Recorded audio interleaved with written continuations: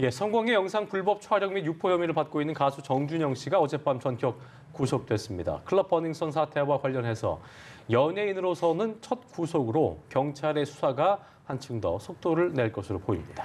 남편 이부진 호텔 신라 사장이 프로포폴을 상습적으로 투약했다는 의혹이 불거지면서 논란이 되고 있는데요. 예. 오늘 관련 내용을 강신업 변호사와 함께 짚어보도록 하겠습니다. 어서 오십시오. 네, 안녕하십니까. 안녕하세요. 예. 자, 정준영 씨 구속될 거라는 의견이 컸었는데 결국 구속이 됐습니다. 범죄 사실 상당 부분이 소명이 됐고 증거인멸의 우려가 있다 이렇게 법원이 판단을 했네요. 네. 예. 그 두 가지가 중요한 것이죠. 범죄 사실은 이제 소명됐다고 얘기했는데요. 예. 본인도 또 뭐 들어가면서도 얘기를 했습니다. 근데 이제 범죄가 중대하다고 본 거죠. 피해자 수도 많고요. 네. 그다음에 증거인멸의 우려를 얘기를 했는데요. 사실은 본인이 이제 자백하고 있고 도저히 우려라든지 이런 것들이 없다는 걸 생각하면 네. 불구속 가능성도 있었습니다만은 예. 이 지금 3년 전에 말이죠. 그때도 증거 인멸을 하려고 했던 정황이 드러나 있고요. 예. 심지어 그 당시 변호인이 확인서를 써가지고 냈다는 그래서 입건이 되지 않았습니까? 그래서 그런 것들 때문에 결국 범죄 사실이 상당히 좀 크다, 중대하다. 그리고 증거 인멸의 우려가 있다. 이것 때문에 10시간 조사를 10시간 동안 이제 들어가서 10시간 만에 구속영장이 이제 발부가 됐죠. 폰을 다 냈기 때문에 증거는 다 낸 것 같은데 굳이 얘기하자면 3년 전처럼 피해자들을 뭐 예를 들어서 만나서 회유를 한다든가 이럴 수 있다는 걸 염두에 뒀다고 봐야 그렇죠. 될까요? 그것이 가장 크죠. 예. 이번에 피해자는 한 10명 정도 예상이 되거든요.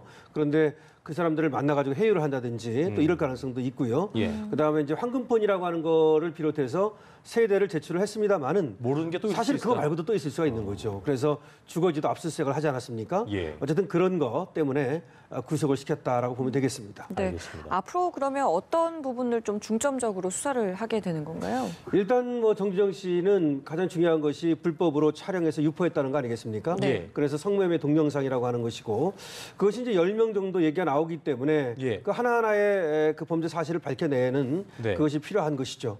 그래서 여기에 대한 수사가 있을 것이고요. 그래서 이번에 정준영 씨 말고도 이 불법 촬영 및 동영상 유포와 관련해서는 또 한 명이 같이 예. 구속이 됐죠. 그거 말고도 또 정준영 씨가 받는 혐의가 또 있습니다. 성매매 알선이라든지 혹시 성매매를 했다는 거 아니냐 이런 어떤 혐의도 있기 때문에 그 관련 혐의 이런 것도 좀 조사가 될 것이고요. 예. 그다음에 그 카톡방에 있는 사람들과의 관계 있지 않습니까? 그런 여러 가지 관계 때문에 아무래도 승리 씨가 받고 있는 혐의 이런 것들에 대한 참고인 조사 뭐 이런 것도 같이 이루어지지 않을까. 그러니까 본인 혐의에 대한 피의자 조사뿐만 아니라 여러 관련된 사람들에 대한 참고인 조사도 같이 벌어질 가능성이 있죠. 궁금한 게 이제 피해자가 10명 정도로 춘다 하면은 네. 이게 한 명만 그렇게 했어도 이 성폭행 그러니까 그 성범죄 영상을 촬영하고 불법 촬영하고 유포한 혐의가 하나한테 적용될 수도 있는데 10명이 다 만약 고소를 하게 된 거나 처벌을 원한다 그러면 어떻게 되는 거예요? 그건요. 그 혐의가 같기 때문에 합병이 된 건가요? 그건요. 어떻게 되나요? 그 하나하나마다 하나의 죄가 됩니다. 하나하나마다 하나의 죄가 되는데 그러면 죄가 여러 개다 그러면은 가장 무거운 죄의 2분의 1을 가중하는 식으로 처벌을 하죠. 그러니까 이 성매매 동영상을 촬영해서 유포를 하게 되면 5년 이하의 징역에 처해지거든요. 예. 그러면 여러 개다 그러면 그 2분의 1을 가중하면 7년 6개월이 되죠. 그 7년 6개월 안에서 그게 법정형이라고 합니다. 그 안에서 처벌을 예. 하는 그 2분의 1을 가중한다. 이렇게 생각하면 됩니다. 네. 그렇군요. 자, 가수 최종훈 씨 이야기도 해볼까요? 네. 이 음주운전과 관련해서 당시 정황에 대한 내용들이 계속 쏟아져 나오고 있습니다. 뇌물을 주려 했다, 이번에는 도주를 시도했다, 이런 이야기들이 계속 나오고 있네요. 그렇죠. 사실은 새로 나온 얘기가 지금 뇌물 얘기 아닙니까? 예. 저번에 어떤 얘기가 있었냐면 그 음주운전에 2016년 2월입니다. 그때 이태원에서 이제 걸렸거든요. 네. 그랬는데 당시에 우리가 알고 있는 그 카톡 그 내용을 보면은 수갑도 차보고 도망도 가고 이런 얘기도 나오고 유 대표라고 하는 사람 있지 않습니까? 그 사람이 이제 돈을 써가지고 무마를 시켰다 이런 얘기도 나오고 그런 것들은 이미 발표가 됐었죠. 네. 예. 근데 이번에 새로 나온 얘기가 뇌물을 주려고 했다는 얘기죠. 그때 이제 걸렸을 때 경찰관에게 200만 원을 제시를 했는데 당시 경찰관이 거절을 했다라고 하는 것이고 이번에 이제 수사대에다가 그 경찰관이 얘기를 했다는 겁니다. 그래서 이제 뇌물 혐의로 이제 조사를 하겠다.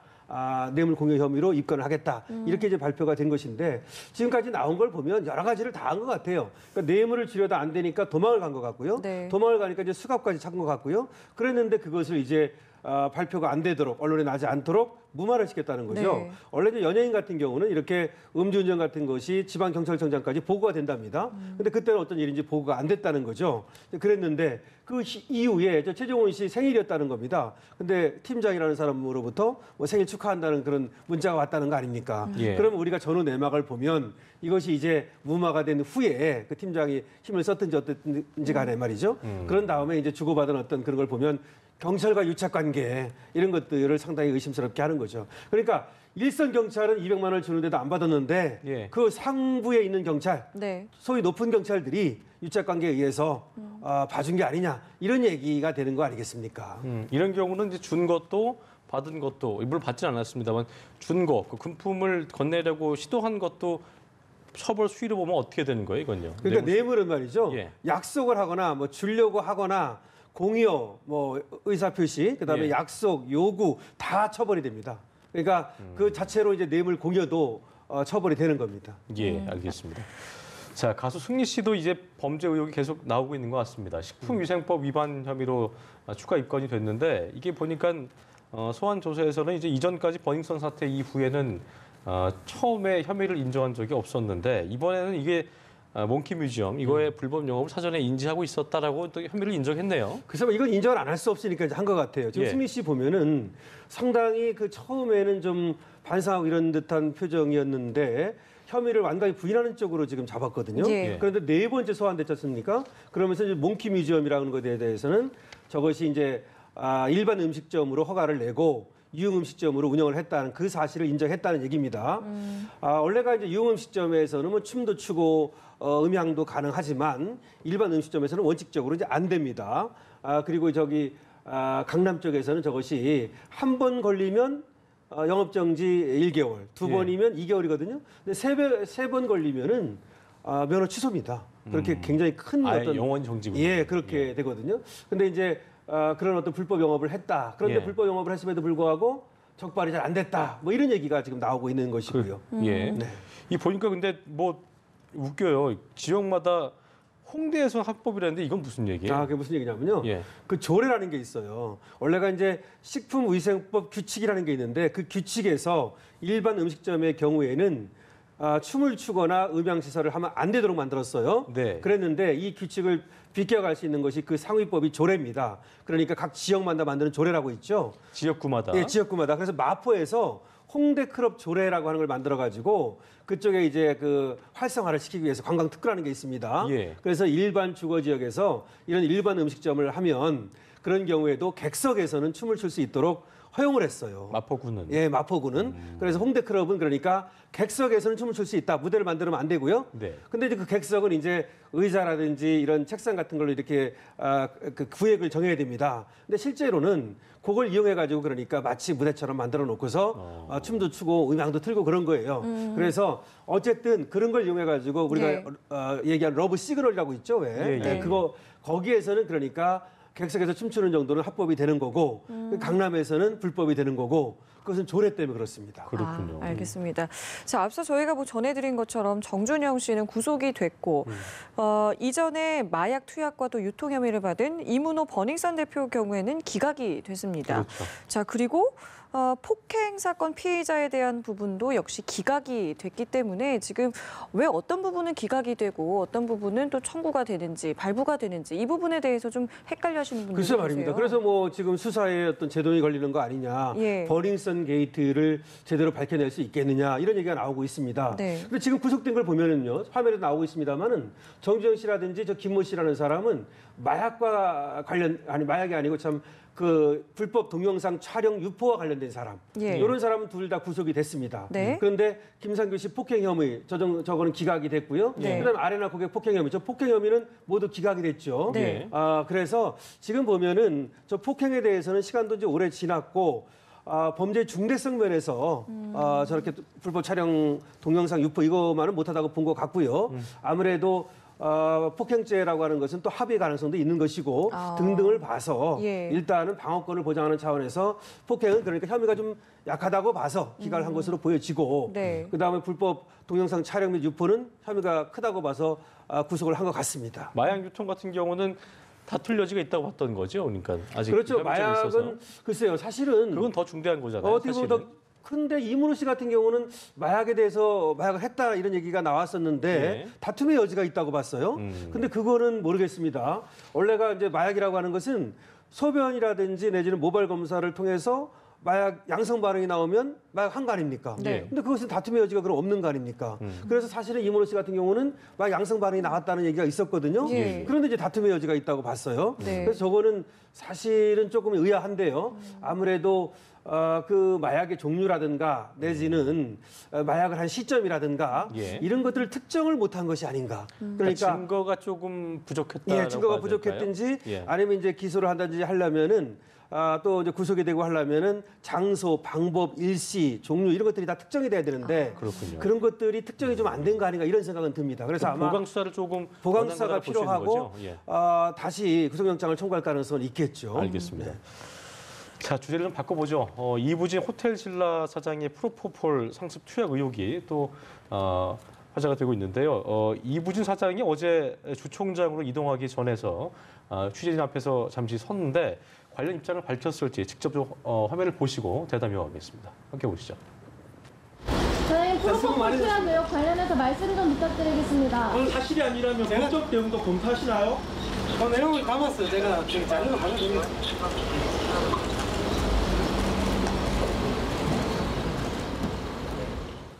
예, 함께 보셨는데요. 일단 입장을 밝혔을까 싶었는데 아무런 말을 예, 특별한 하지 말은 않았네요. 하지 않았죠. 그렇지만 예. 이제 하나의 그 발표문을 냈죠. 그러면서 치료를 받은 적은 있다. 그 성형외과에서. 네. 하지만 불법으로 프로포폴을 투약받은 적은 없다. 결국 그것이 핵심이 되겠습니다. 예. 그 치료에 대해서는 그 눈꺼풀이 내려앉는 그런 수술을 한 적이 있고 그다음에 다리의 화상 치료 네. 이런 것들을 한 적이 있다. 그래서 병원은 다녔지만 어쨌든 그런 마약류를 투약한 적은 없다라고 밝혔습니다. 예. 그렇기 때문에 이제 병원에서 어떤 자료를 주느냐가 굉장히 좀 핵심일 것 같은데 경찰은 자료를 좀 달라라고 했는데 병원 측에서는 거부를 했다고 해요. 그렇죠. 지금 이 얘기가 뭐냐면요. 2010년 1월부터 10월까지 당시에 이제 이부진 씨가 그 성형외과에 가가지고 프로포폴 투약을 받았다라고 하는 어떤 간호조무사의 예. 그런 어떤 제보가 있다는 겁니다. 네. 근데 지금까지는 이부진 씨를 뭐 피내세자나 또는 뭐 피의자로 이렇게 입건한 게 전혀 아닙니다. 네. 그리고 이 성형외과에 대해서도 뭐 압수수색을 들어갔다든지 그게 아닙니다. 전혀. 지금 얘기하는 건 뭐냐면 그런 의혹이 불거졌으니 이 보건소에서 이 마약류를 제대로 관리하고 있는지 이걸 현장 조사, 현장 점검을 할 수 있거든요. 그것을 하겠다는 겁니다. 근데 그것을 함에 있어서 이제 경찰서도 같이 합동으로 가서 점검을 하겠다고 했는데 예. 근데 이제 하면서 마약류의 그 대장을 좀 달라. 그러니까 관리 장부 있지 않습니까? 네. 그거를 좀 내놔라 그러니까 병원에서 내놓지 않고 있는 거죠. 그렇지 않는 거에 대해서는 그럴 수 있는 건가요? 그러니까 강제성으로 그걸 확보할 수는 없는 부분인가요? 그렇죠. 왜냐하면 예. 이거는 이제 수사는 아니니까요. 수사는 아니고 사실은 뭐 점검을 할 수 있지만 현장 점검이거든요. 그러니까 현장에 가서 이제 볼 수 있는 건데 지금 내 얘기로는 이 원장이 오지 않는다고 그래요. 원장이 아주 출근 안 하는 겁니다. 출근 안 하니까 내놓을 주체가 없는 거죠. 네. 그런 식으로 말하자면 회피하고 있는 것 같아요. 그러니까 이제 보건소에서는 이런 경우 그러면 어떤 법적 어떤 검토를 해가지고 강제로 볼 수 있는 방법을 뭐 검토하겠다 이런. 그게 있나요, 근데? 그렇게 할 수 있나요? 글쎄 이제 그 행정명령이라고 하는 것이 있긴 있습니다. 네. 행정명령을 발동해가지고 네. 긴급한 경우에 예. 뭐 그렇게 할 수 있는데 이걸 뭐 긴급성이라든지 이런 것들이 떨어지기 때문에 네. 아무래도 수사로 전환을 한다든지 내지는 그렇게 돼야만 저 장부를 확보할 수 있지 않을까 생각은 드는데 지금까지는 근데 우리가 좀 알아둬야 될 것은 그런 어떤 얘기가 나온 것뿐이지 네. 그런 증거라든지 이런 것들은 전혀 없는 거예요. 그렇죠. 그러니까 이부진 씨 말대로 그냥 예. 치료받으러 다닌 걸 수도 있는 겁니다. 근데 지금까지 나오는 네티즌들의 의견을 보면은 이부진 씨가 상당히 지금까지는 이미지가 좋았잖아요. 그래서 그런지 아직까지는 그렇게 뭐 비판적인 내용은 안 나오고 있는 것 같습니다. 장 네. 변호사님 보실 때는 그 간호조무사 A 씨는 이제 이 사용 기록이 조작됐다 주장하고 있는 상황인데 어떻게 될 게 좀 맞는 거라 보세요? 이걸 뭐 아까 행정법 명령을 발동해서라도 그걸 좀 그 기록을 봐야 되는 건지 그냥 이부진 씨 측의 주장을 믿어야 되는 건지 어떻게 좀 개인적으로 보고 제가 계세요? 볼 때는 아무래도 이제 그 원장이 나와서 아무래도 보여주면 되는 거 아니겠습니까? 예. 그것이 먼저라고 보고요. 보여주지 않는다면은 적어도 이 병원은 간호조무사의 말에 따르면은 진료기록부를 허위로 작성한 혐의가 있는 거죠. 그런 거 3년 이하의 징역입니다. 예, 예. 그다음에 이 마약류입니다. 저게 향정신성 의약품이라고 합니다. 네. 프로포폴을. 네. 저거를 불법으로 투약하면 5년 이하의 징역이나 5천만 원의 벌금입니다. 그런 혐의가 있다면 아예 내사를 하든지 아니면 수사로 전환을 해서 그걸 확보하는 것이 맞다고 보고요. 근데 그러기 위해서는 조금 더 사전 조사를 해야 되지 않을까. 그러니까 간호조무사를 불러서 예. 확실하게 좀 얘기를 들어봐야 될 것 같아요. 전황을 좀 구체적으로 좀 들어봐야 그렇죠. 왜냐하면 의혹을 그러니까, 확실하게 할수 예, 있는. 왜냐하면 지금 고발인 조사라든지 뭐 고소인 조사 이런 건 안 된 거잖아요. 그러면 네. 이거는 이제 인지 수사를 할 수 있거든요. 그래서 인지 수사를 해가지고 그래서 그 간호조무사를 부른다든지 그 언론사 있지 않습니까? 예. 언론사의 기자를 불러서 좀 더 확실하게 혐의를 특정하고 그 특정된 혐의를 가지고 수사로 가는 것이 맞다 이렇게 보는데요. 또 그렇지 않다면 조금은 일단은 좀 지켜봐야 되겠죠. 예. 알겠습니다. 자, 저희 마지막 이슈인데요. 교육부 감사가 있었는데 네.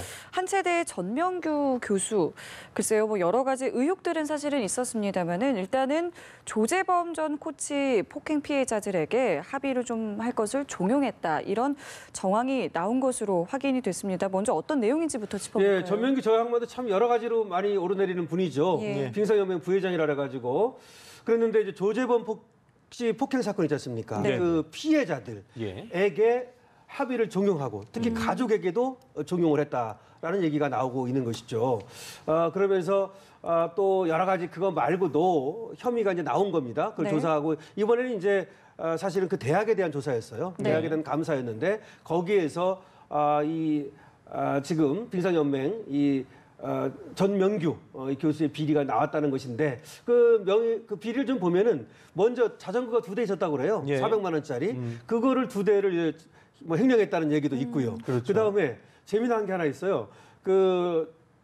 스케이트, 네. 모형 스케이트를 사면서 그 진짜 스케이트인 것처럼 그 스케이트를 판 업체에 5천만 원을 주도록 그렇게 스케이트도 선수용 비싸니까. 그렇죠. 그래서 그것이 이제 5천만 원이랍니다. 네. 그럼 그건 배임이 됩니다. 네. 뭐 그런 것도 있고 또 그다음에 뭐 주민등록 세대를 이제 분리 안 하고서 말이죠. 그래서 불법으로 그 1,000만 원에서 또 몇천만 원 정도 이렇게 타먹은 것도 있고 네. 뭐 여러 가지 혐의가 있다라고 지금 얘기가 나오고 있습니다. 예. 보니까 한체대 빙상장 이게 국유재산이잖아요. 네. 이거를 또 사유화했다는 의혹도 그거 있어요. 뭐냐면 이제 한체대에 뭐 여러 가지 그 시설이 있잖아요. 예. 그 시설을 자기 제자들이 운영하는 어떤 사설 강습소, 자기 제자들이 운영하는 사설 학원 말이죠. 네. 그걸 그 사람들이 만들어서 거기를 사용할 수 있도록. 그러니까 마음대로. 비즈니스적으로 비즈니스 이용하게 한 거네요. 그렇죠. 국유재산을 가지고. 국유재산을 그러니까 가지고 자기 제자들이 하는 학원, 그 학원에서 와가지고 여기를 마음대로 이용할 수 있도록 했다는 것이죠. 그래서 이제 그것도 또 이제 문제가 되고 있습니다. 그렇군요. 뭐 의혹이 참 많더라고요. 그래서 이번 감사 결과를 토대로 이제 검찰에 이제 고발을 하게 된다고 하는데 글쎄요, 이게 형사 처벌이 좀 가능할지 여부에 예. 대해서 좀 어떻게 전망하고 계세요? 일단은 그 합의를 뭐 종용하고 강요하고 뭐 그런 부분도 사실은 강요죄가 될 수 있는 부분이 있고요. 내지는 협박죄도 가능성이 있다고 봐야 되겠죠. 그다음에 400만 원짜리 자전거 2대를 왜 자기가 가져갔다 그랬잖아요. 네. 그것은 횡령죄가 될 수 있는 것이고요. 그다음에 그 스케이트 모형을 받으면서 실제를 산 것처럼 말이죠. 네네. 그 업체에 5천만 원을 지급하도록 했다는 거. 그거는 이제 배임죄가 되는 것이죠. 그래서 그거 말고도 부정수급이라든지 뭐 여러 가지 얘기가 있는데 예. 형사처벌이 될 것 같아요. 왜 그러냐면 이 감사를 하고 나서 수사 의뢰를 하겠다, 고발을 하겠다 이렇게 얘기하고 있습니다. 처벌 수위는 어때요? 어느 정도 예상이 돼요? 혐의점 많지만. 모두 다 다르죠. 뭐 협박죄 같은 경우는 2년 이하의 징역이고요. 그 다음에 또 횡령죄나 배임죄 같으면 10년 이하의 징역이 됩니다. 합산을 하게 되는 거죠, 다. 만약에 실제로 드러나게 된다면. 그 우리나라에서 좀 얘기를 드리면요.